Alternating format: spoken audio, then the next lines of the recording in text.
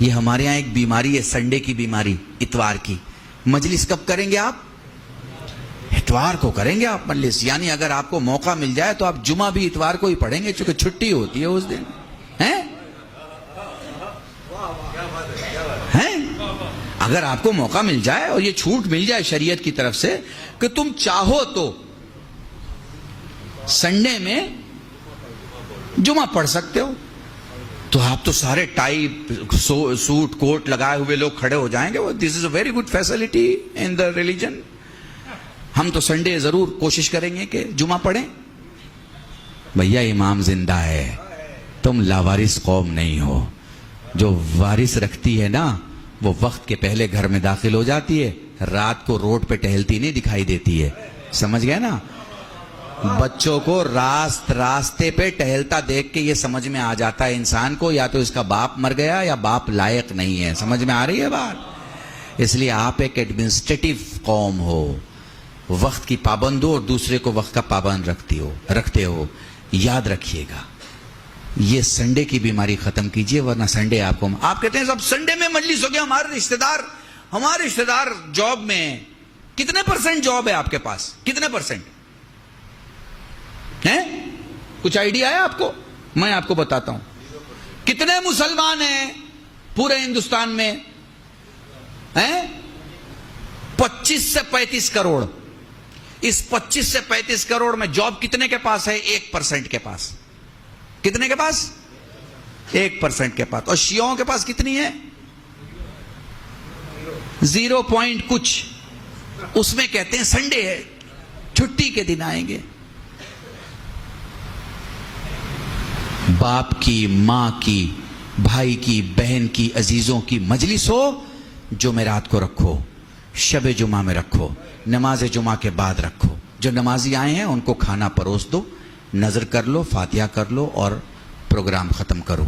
یاد رکھو میری بات، اگر کوئی کہتا ہے کہ سنڈے میں پروگرام کرنا چونکہ چھٹی مل جائے گی، ایسے رشتہ دار سے بنا رشتہ دار کے رہنا اچھا ہے جسے میت نہ دکھائی دیتی ہو، سنڈے دکھائی دیتا ہو۔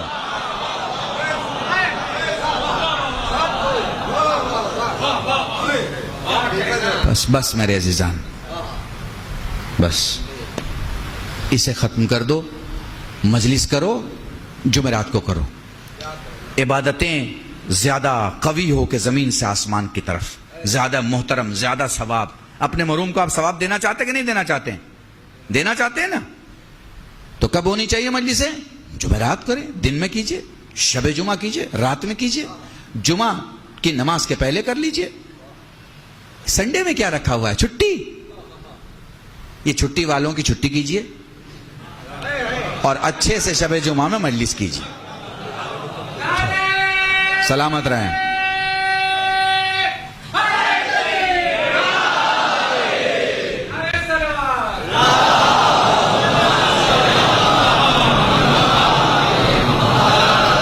جس کی زندگی میں کربلا کے لیے ہر دن نہ ہو، صرف سنڈے ہو،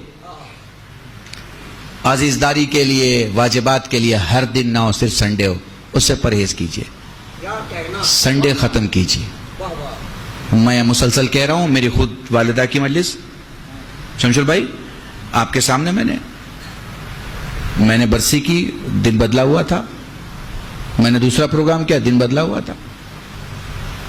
یاد رکھیں، اتنے ہی آزاد رہیں جتنے آزادی سے آپ کو آپ کی مرضی کا مالک نہ کہا جائے، کیونکہ آپ اپنی مرضی کے اگر مالک ہو گئے تو یہ کمال کی بات نہیں ہے۔ میرے گھر میں اگر کوئی جانور باندھ دیا جائے تو وہ اپنی مرضی کا مالک ہے، مجھے اس کو لانے کے لیے اس کے گلے میں رسی باندھنی پڑے گی، رسی سے کھینچنا پڑے گا تو پھر میری مرضی چلے گی۔ یہی تو جانور اور انسان میں فرق ہے کہ جانور کے گلے میں رسی باندھنی پڑتی ہے اور انسان فکروں کے اشاروں کو علم کی روشنی میں دیکھتا ہوا چلتا چلا جاتا ہے، چلتا چلا جاتا ہے۔ اسے سمجھ میں آتا ہے کہ فنا ہونے والی چیز کون ہے اور باقی رہنے والی چیز کون ہے۔